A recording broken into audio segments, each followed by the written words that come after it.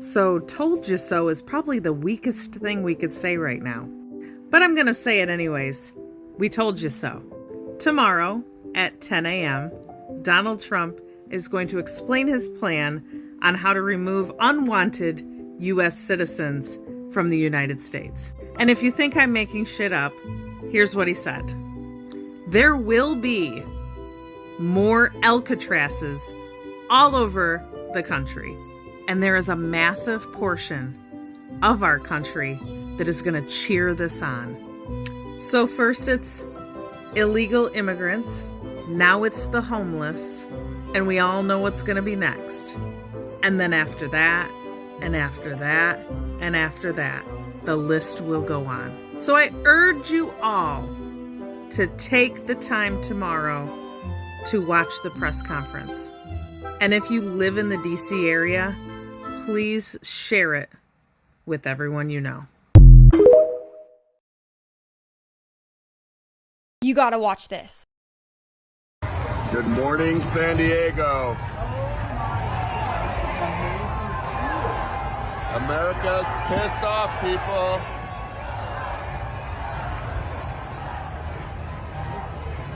This is Waterfront Park at the county building in San Diego, California. We are here to protest Donald Trump, his administration.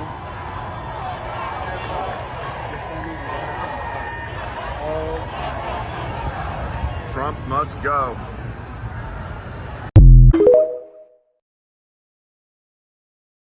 Today, the president put out a message to the homeless in Washington, D.C. He said, move out immediately. That in itself should trigger us to end this regime at all costs. Throughout time, those are the words of the entitled white elite before they take over anything. Ask our Native American brothers and sisters. And each time throughout history, it comes from a weak, corrupt man-child who wears makeup. Ours happens to be a felon and he wears orange makeup, and he's homeless. If anywhere, the homeless belong in DC, next to the lawmakers whose policies have facilitated their situation so that our elected officials live with the decisions they made. In fact, we should all send our homeless to DC. That's their new home. When you don't learn history, it will repeat. And the felon is continuing to use the cry of manifest destiny in order to create a world for the white, wealthy, and entitled. Let's show them a different destiny of theirs. One of non-existence.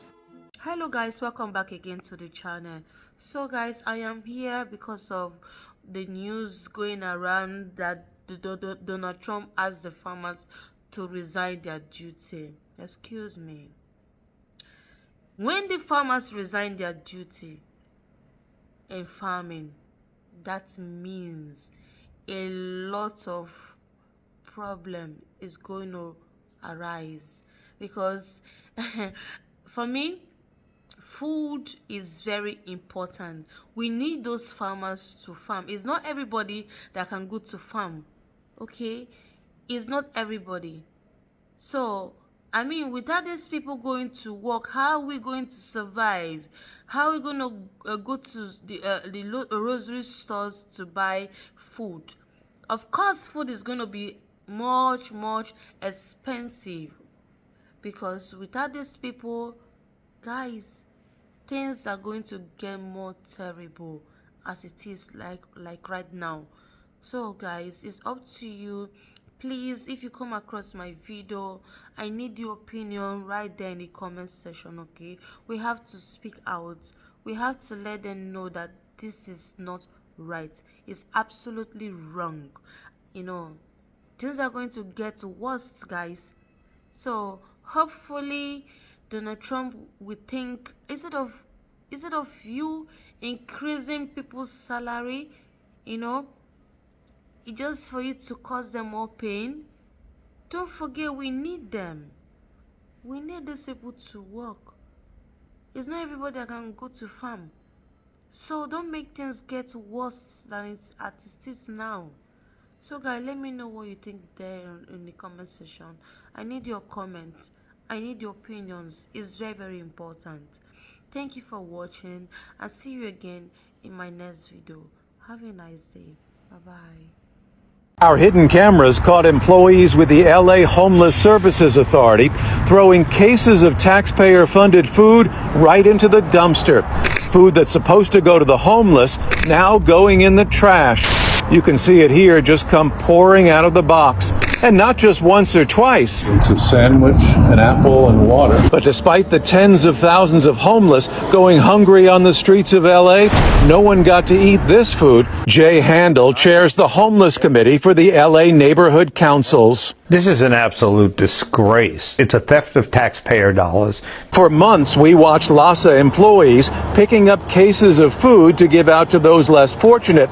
These are outreach workers. They're supposed to spend their days interacting with the thousands of homeless in LA. The aim, according to LASA administrators, is for them to use the food as an opportunity to build trust in the hopes of convincing them to accept government services and housing and get them off your streets. He is so stupid. Why did he do that? I don't agree to use the military. Breaking news. General Mark just refused to carry out Trump's order. Multiple sources confirm Trump personally pressured General Mark to deploy active duty troops into Los Angeles, Chicago, and other so-called sanctuary cities for sweeping military-style raids. If that order had gone through, America would have witnessed something unprecedented in peacetime. Soldiers stationed at elementary school gates, checking children's IDs, military vehicles surrounding immigrant families' homes in the dead of night, everyday neighborhoods turned into militarized lockdown zones, all because someone doesn't look American enough. But this time, someone stood in the way. Since the Militia Act of 1878, the U.S. has had a hard rule. The military cannot be used against its own people. This week, a general stood up and defended that line for all of us. Whatever your political views, one thing is clear. When soldiers refuse unlawful orders, they're not betraying their country. They're protecting all of us from being dragged into a war mindset. They are the last line of defense for American democracy. When a president tries to overstep, does the military have a duty to say no? If that day ever comes, do you want our soldiers to obey unchecked power or to defend democracy itself? Comment below, because what happens next defines what kind of country we really are. I'm not going to give you a question. Trump is now being asked to deport his own wife. A viral petition with thousands of signatures is demanding that Trump apply his immigration policies to his own family. Starting with Melania, who came from Slovenia in the 1990s, became a U.S. citizen in 2006, and later brought her parents under the chain migration process Trump claims to oppose. And what about Barron, their son? People are now calling him an anchor baby, the same term Trump used against immigrant families for years. The message is clear. If these rules apply to everyone else, they should apply to you too. Congresswoman Maxine Waters is even calling for an investigation into the immigration status of Melania's parents. Did they overstay visas? Did they come undocumented? No answers yet.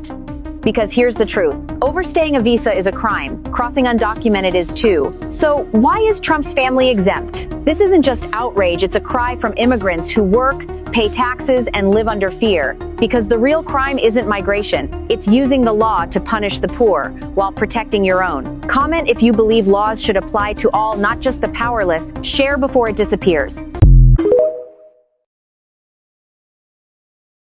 Trump has called for undocumented immigrants to be able to return to the United States through legal channels. The leader, who was once known for his tough border policies, has recently publicly expressed support for establishing a new mechanism that would allow some immigrants who have left the country, particularly those with no serious criminal records and who possess the professional skills needed in the United States, to apply for legal re-entry. The plan aims to guide approximately 1.8 million people into the legal employment system over the next 3 years. The government will establish a dedicated review channel, and some border wall construction projects have been suspended to prioritize processing legal applications. The Department of Homeland Security stated that overseas application centers are currently being prepared, while addressing the backlog of hundreds of thousands of previous applications remains a significant challenge. For those hoping to return, whether this policy passport will truly take effect will hinge on the results of the first batch of applications within 3 months. This move marks a pragmatic shift in Trump's immigration policy,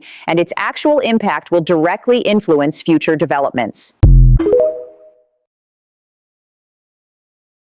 I do not think the 50% of America should be told that they have to put their bodies at risk of life or death without their consent. It is barbaric, it is inhumane, it is unacceptable, and I hope every human being in this country understands that when you take away a woman's right to make her decisions about her health and well-being, she is no longer a full citizen. She no longer has freedom. She no longer has bodily autonomy. She no longer has basic civil rights or civil liberties. That is what this decision would do in America today. It may happen to your daughter. It may happen to your wife. It may happen to your mother. It may happen to your transgender friend. It may happen to anyone, and it is not acceptable. This is a life or death moment, and we need to fight like it is.